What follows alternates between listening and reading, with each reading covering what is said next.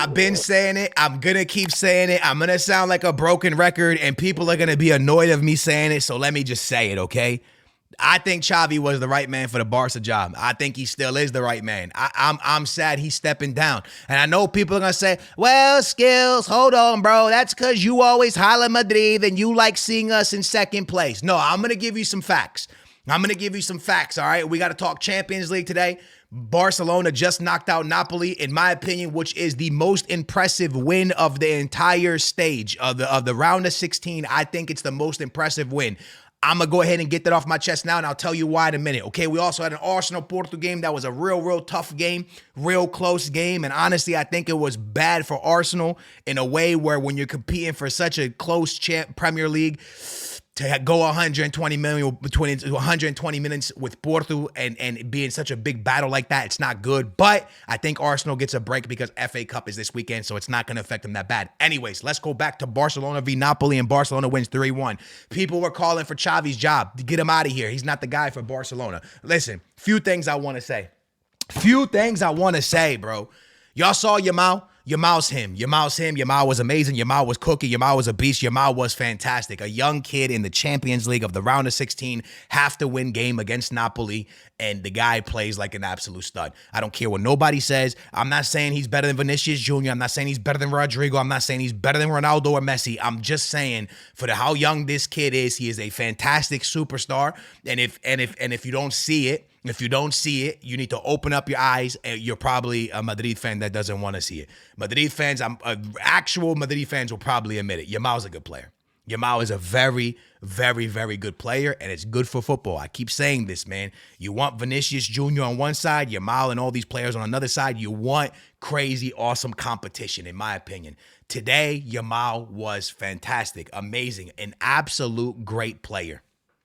Now, with all that being said, you can have all the talent in the world. You can be as great of a player as you need, as you are, right? But the truth is, two things. Mentality is very important when you're that young, and the second thing, guidance. Xavi is doing a fantastic job with Yamal. I don't care what nobody says. When you're that young and you're making that money and you're playing for Barcelona and you're even playing in the Champions League, that can do a lot to your mental. I tell you one thing, if I was that young with money like that, playing for Barcelona, I would probably be out partying. I'm going to be 100% honest with you. I don't know how committed I would be. I don't know. I can't tell you, because when you're young like that and you got a lot of things going your way, you can have a lot of fun. That's all I'm saying. And it seems like Xavi is doing a fantastic job with Yamal. And people need to kind of understand that. In my opinion, the Barcelona job is the hardest job in football right now, because you're going to say, well, Skills, that's stupid. Why would you say that? There's the United job and the Chelsea job and the this job and the that job. The truth is this, lads. When you play for Barcelona, when you put the Barcelona shirt on, you don't have to just win games. You got to win games a certain way, right? We can all agree with that. You have to win games a certain way. It's not about just winning 1-0. If you don't play a certain type of ball, the Barca way, you'll probably get booed and fans are not going to be happy with you. Okay, so now Xavi has to have the boys playing a certain way. He has to win a certain amount of games. He can't sign players he wants because of financial issues. And on top of all of this, and I know you guys are going to say this is not a big deal, they're not playing in their actual stadium, okay? They're not playing in their actual stadium. And even when Real Madrid Stadium was under renovation and it wasn't the same atmosphere, I mean, you could see it. Look at the Real Madrid you see today in that stadium after the renovations are done, after the atmosphere is back to normal. It's completely different.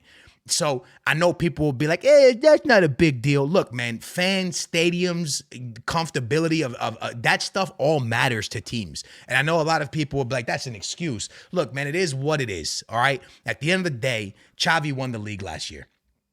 That's facts. Xavi has put a lot of young players playing and playing well. That's facts. Xavi is behind Real Madrid right now by a big margin. That's facts. But the truth is this, and hear me out. Is it because Barcelona is really bad, or is it because Real Madrid is really good? People are not going to want to admit it, but Real Madrid is really good. Real Madrid started the season incredible with Jude Bellingham. They come out the gates flying. They've dealt with injuries of Vinicius Jr., Courtois, Eder Militao. You haven't even noticed it when players get hurt. They are a great team.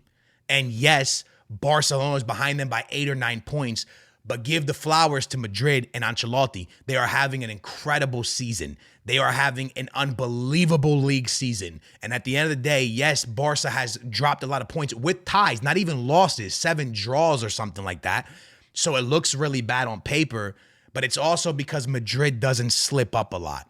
And the season's not over, bro. Barcelona's going to continue to fight. And with this knockout stage win over Napoli, it's going to make them stronger, lads. The confidence of the boys is going to fly to the moon now. And I want you to look at this carefully. When you look at what you see here, no disrespect to Real Sociedad, Lazio, or anything, no disrespect to any of these teams, what win are you most impressed with?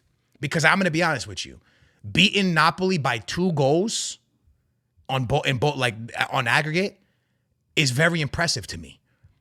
Man City 6-2 in Copenhagen. I think we expected something like that. Bayern beating Lazio 3-1. I think we expected something like that. If anything, you probably expected it to be even more lopsided.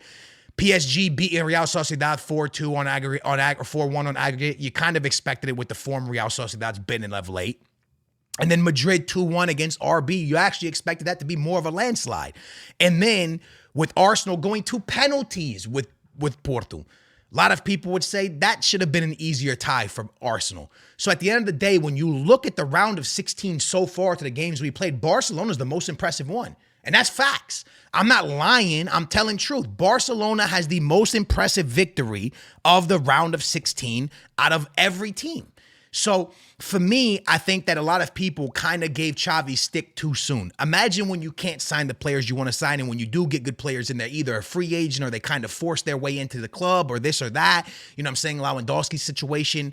And when you're bringing in really good, talented players that score today, like João Cancelo, it's a loan deal. And then João Felix is a loan deal. And then supposedly Xavi didn't even want João Felix from what people are saying. So there's this whole kind of thing that's happening with Xavi and the board and this and that. And at the end of the day, in my opinion, I think Xavi was the right man for the job. And I think that he's doing a great job. But again, Barca fans, I understand they want to win a certain way. They don't want to be 9 points behind Real Madrid. But the truth is, what manager is going to step in that's going up against Vinicius Jr., Jude Bellingham? By the way, it's probably going to be Mbappe on that team next year as well. That's going to step in and be able to compete so easily. What manager is going to take that job without being able to sign players like Mbappe, like Jude Bellingham, like Vinicius Jr., and be able to compete right off the jump? It's going to be a tough job for anybody to take, and it's going to be a hard job for any manager to even step into. So, in my opinion, I just think that Xavi's done a good job. Congratulations to him. The way he got Yamal playing, the way he's turning Yamal into a superstar, okay? Ronaldo had Alex Ferguson, Messi with Pep Guardiola. There is always a manager that impacts a player massively, and I think Xavi could have been that for Yamal, especially if you gave him more time. Again, that's just me. Maybe I'm taking an L. Let's talk about Arsenal. Arsenal, I think, catch a massive break here, lads, because if Arsenal had to play for the Premier League, this would have been a disaster. See, the one thing about the Premier League is that the games come at you super fast, man, like supersonic speed. And then for you to go play 120 minutes into penalties with FC Porto in a game where it's bang, bang, bang, bang, every game, every play, every foul was, every second of those games was a very competitive game, very hard-fought game. It was a war out there between Arsenal and Porto. If they had to go directly back into the Premier League, which I don't think they do, I think they get a little bit of a break, it would have been a disaster for them. Luckily, they're through, and that's all Arsenal fans care about. But imagine if this game wasn't postponed because of the FA Cup and there was actually an Arsenal-Chelsea this weekend. Imagine they had to go straight from Chelsea to City. Like, bro, this could have been a disaster for them had this really been boom, boom, boom, boom, boom games. You get me? But luckily, I think they get a little bit of a break because they're not in the FA Cup. And I think Chelsea has to play FA Cup ball. So they got a little bit lucky. I told people I thought that Porto was going to eliminate Arsenal. I thought if there was an upset, it could have been that would have been the upset. And it was very close, man. But a good goalkeeper in penalties sees Arsenal through to the next round. Honestly, I think if I'm being real with you, Porto fought very, very hard and almost got it, to be honest with you. But I think for the Champions League, this is the best thing for the Champions League, because I think that it would have been hard for Porto to compete against Bayern or anything. But any team can compete, you know what I'm saying? But for the neutral supporter, I think we could see some really, really big games. And I'm gonna tell you something, bro. If Arsenal lands a Dortmund or if Arsenal land something like that, we could definitely see them in the semifinals. So, same thing with Barcelona now. If Barcelona lands I think Barca can give Arsenal a really good game. I think Barca will give Dortmund or PSV a very good game. I think Arsenal could give Inter or Atletico Madrid a really good game. I think Barcelona could give Inter or Atletico a good game. If Barca get Madrid, it's going to be El Clasico. That can go either way. If Barca gets City, that's going to be tough. If Barca give Bayern, I think actually City could. I think Barca could give Bayern a good game. And same goes for Arsenal. Everything I just said there, same goes for Arsenal. Do I think Arsenal could beat City? It'll be tough. In 2 legs, it'll be a little bit tough, but they could, but it'll be tough.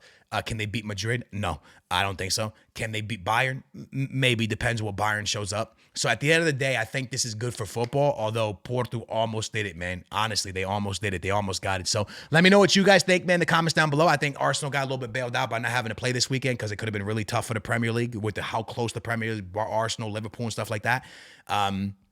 Arsenal, Liverpool, and City, how close everything is. It could have been really tough, but luckily it looks like they get a little bit of a break. Champions League was sick. I thought both games were amazing. I enjoyed watching the Napoli game, and I enjoyed watching the Arsenal-Porto game. I think it was very, very good. Let me know what you guys think about what I said about Xavi and Yamal, because Yamal's a superstar. I love watching him, man. I love watching Yamal. Anyways, thank you guys for watching. Champions League was sick today. Hopefully tomorrow we get more sick Champions League games. Been your boy Skills. Love your faces. I will catch you in the next one. Peace.